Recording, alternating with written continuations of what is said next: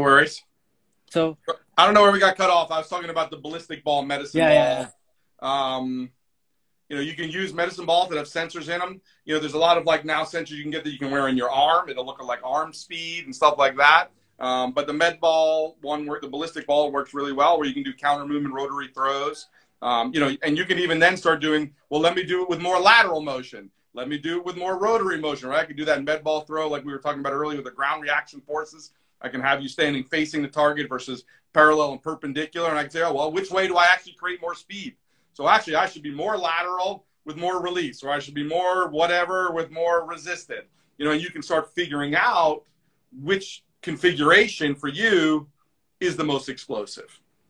Cool. Or not for your clients. Cool. So does that mean like if it's like for releaser, does that mean you're going to train a little bit more for the elasticity?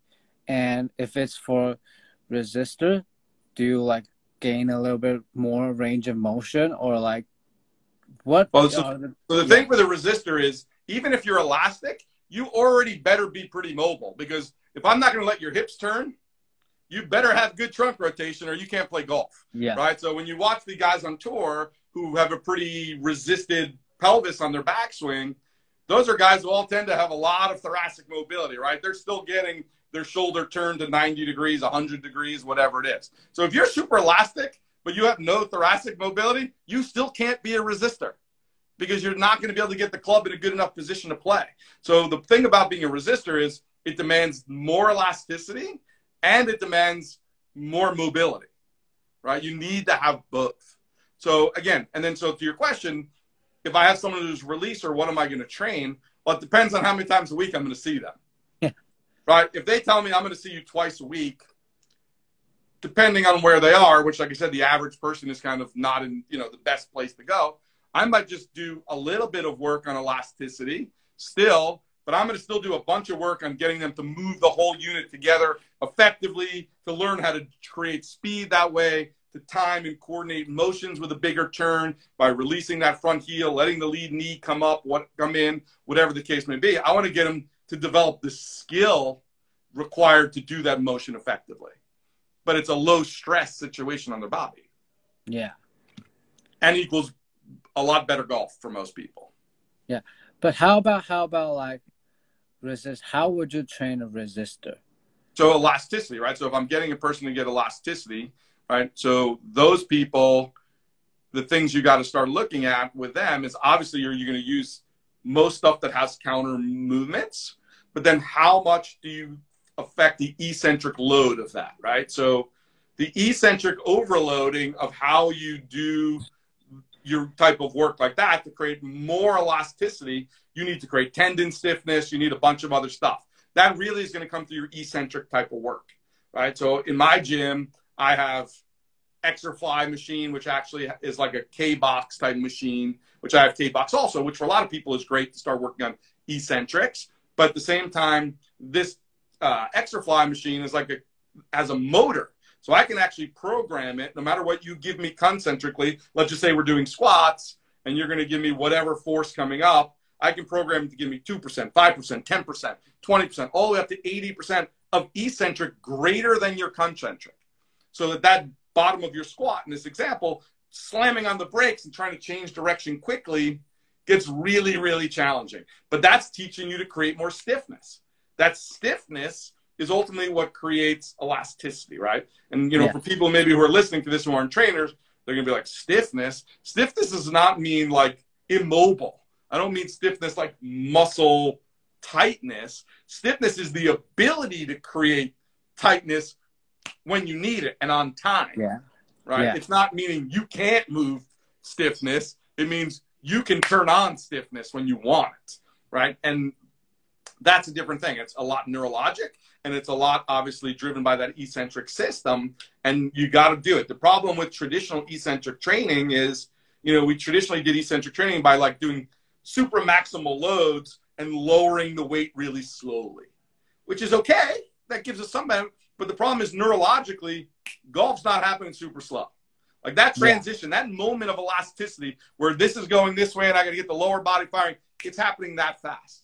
And that's where like flywheel training and other types of stuff like that are so important, because it gives you an eccentric overload, and that eccentric overload is happening in real time. It's like, oh no, I got to slam on the brakes, and I got to slam them on right now or I'm going down, right? So I think that training eccentrics fast is really, really important and different than training eccentrics slow.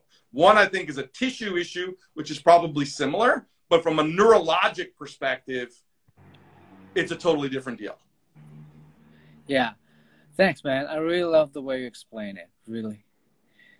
So last thing, okay? Last question, and I'm going to let you go, okay? Do you work on force velocity profiling, and thoughts on force velocity profiling?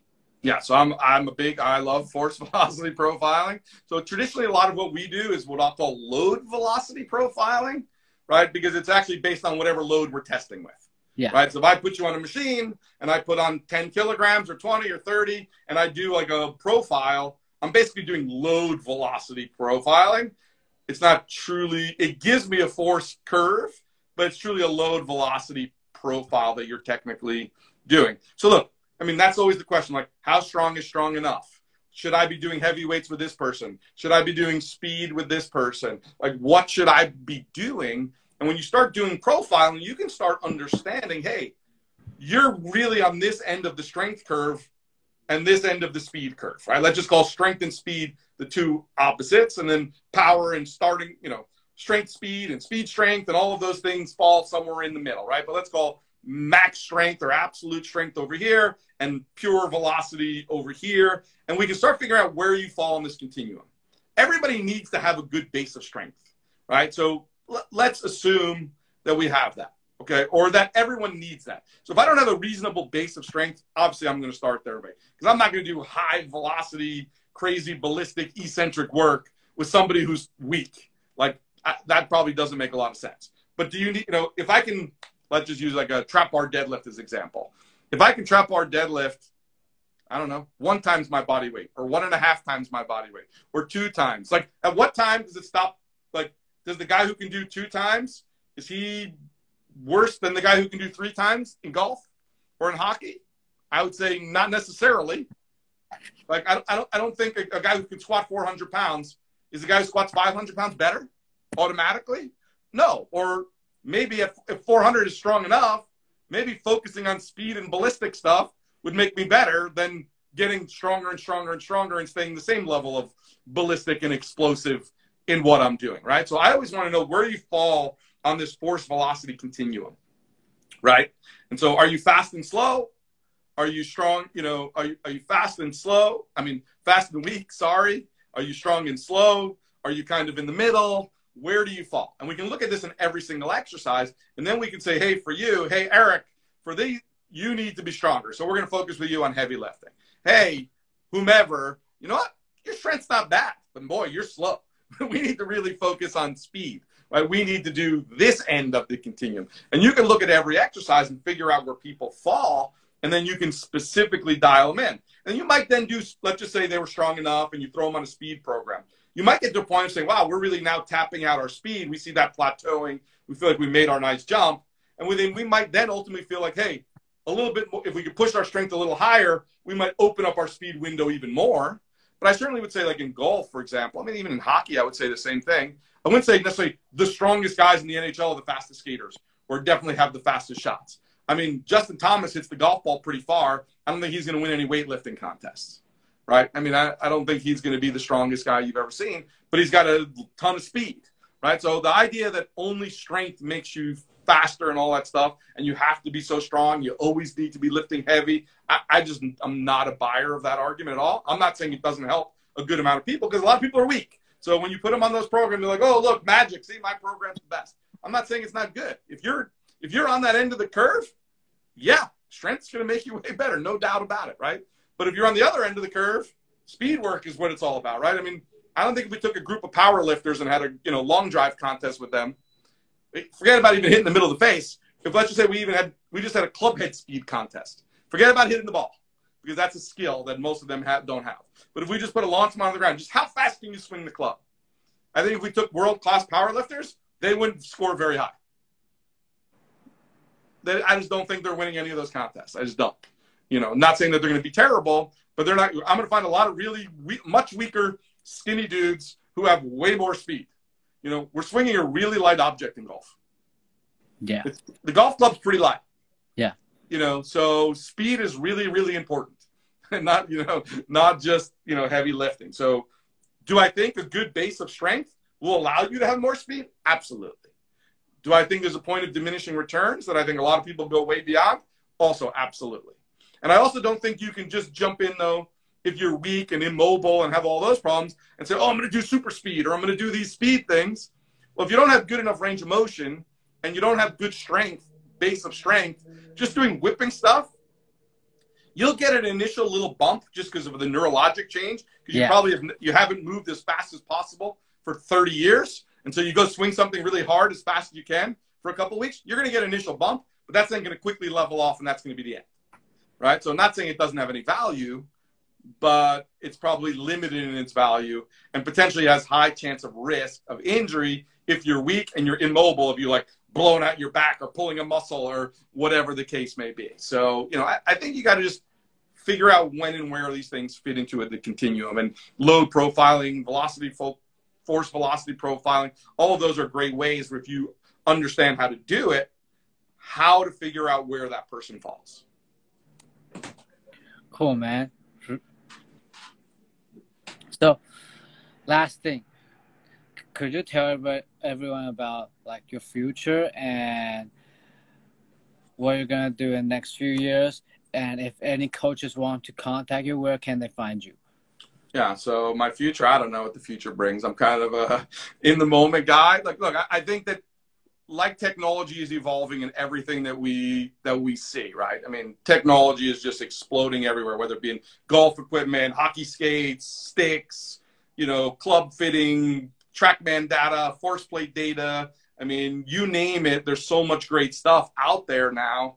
I think that's going to become more and more accessible to the general public, right? So I think the general public is going to have access to more good information easier. You know, you see these launch monitors now on your phone practically. I mean, you know, you're going to see force plate stuff.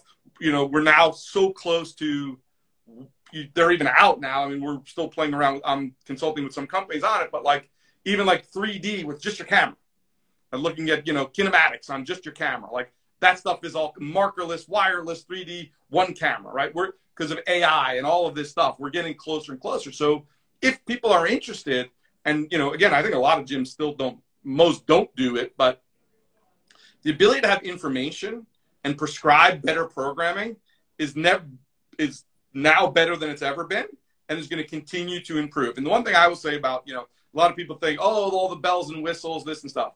If you train competitive athletes like we do, like our hockey guys, let's say, are in the summer, when you put up numbers on a board, or there's a feedback system of a machine, you let out this many watts, this much force, whatever it is, I can promise you, no matter how much you coach and how much you yell or motivate or whatever your coaching style is, you can't motivate them, a competitive person, the way that number can. Yeah. You tell them, I want you to get 1.5 meters per second or 2.5 meters per second or this many watts or this is the time you have to beat or whatever. People who are competitive will dig down and give you an effort that you can't get out of them. You can then, while they're doing it, try to motivate them through. But the feedback the technology is giving people has been a game changer. And the efforts we get out of our athletes, you know, like I hate to say it, it makes my job so easy. Because if you understand the sports science and you can say, hey, these are our markers we want to meet, I can just put up on a big screen TV. You got a group of guys in the room. They're competing against each other. You beat me. Next set, I want to beat you. Like the numbers are going. You got to hit this speed. We do a lot of our stuff when we're in groups on that type of testing where we do relative load. So if we're trying to do a loaded broad jump on a 1080 with a cord, you know, we have everybody doing it at the exact same percentage of body weight. And because on the 1080, you can literally adjust it to 1/10 of a kilo for everything you do. So we have people on there and it's like, okay, well, we're all jumping at 20% of body weight, but everybody's using the exact load. So now competition is in, guys are going crazy, people are pushing. So I think if you have good technology and you know how to use it and you know the markers that are good, high performance markers, you will get so much out of your athletes. It's incredible. So that's the part I'm most looking forward to is, you know, and a lot of this technology stuff is new. We're pioneering now. I mean, no one's ever used some of this equipment that I'm using in my gym. I have Exerfly. I have a thing called an XPT, which is this crazy cage where you can throw the bar. I mean, people can go on my Instagram, obviously on here, Ben.Shear, go to our hockey page, AE Hockey Performance, Athletic Edge Hockey Performance, and you'll see the stuff that we're doing. I mean, it's incredible. And we're measuring every rep of everything, and we're starting to collect data and understanding where these things are. And, you know, I think we're doing a great job, but I'm sure in a year, 2 years, 3 years, we're going to understand that even what we're doing now is probably not ideal. I'm positive it's not ideal, but the more we do it, the more we're learning. And nobody else has 10 years of experience with this. It's pioneering for all of us who are pushing that envelope. So as we all continue to learn, our athletes are going to benefit. The industry is going to benefit. It's going to be awesome. Thanks, man. And if there's coaches want to reach out to you, where can they find you? Yeah, they can email me if they want to email me at ben@athleticedge.net. So not .com, .net, ben@athleticedge.net. And they can check out, obviously, our social media stuff. Obviously, we post a lot of stuff on Instagram. Like this time of year, we're kind of just walking around with our phones, banging stuff out while guys are in the gym. So I think you get some cool idea of what we're doing and some fun stuff and different stuff that people probably haven't. We're not always showing you the numbers, but you'll see the type of exercise, but know that we're always measuring, tracking, and there's feedback. Maybe over the next couple of days, I'll show some of the screens and some of the data that we're collecting and putting up there. And then we have like a big whiteboard in the gym with all the different stuff, the standardized tests we use for power and stuff with our hockey guys. And we have them all on the board and their scores go up there. And then like the guy who's in first place in my gym, everything's orange. So if you're in first place, your scores go in orange. All right, first, second, and third guys get their names all put up in colors. Everybody else is in black. And, you know, just having a leaderboard on the wall of who's the best at this exercise, who's the best at that exercise, who's the fastest, who's the most powerful. Like, even just that alone is a huge motivator. So, you know, I think using those tools, if you're a coach, can be really powerful. Thanks, man. Really appreciate it. Sorry for occupying so much time. Yeah, no worries, man. My pleasure. Happy to help. Yeah, I really love the content today, what we just did. And I'm going to do another episode for translating this into Mandarin. No, I can't help you with that. It's okay. So maybe I'm going to ask you to do a second episode. Is that okay? Yeah, sure. Let me know. Thanks, man. Appreciate it. Really appreciate it. You got it, buddy. All right. Be good. See you. See ya. So, thank you. That's all for today.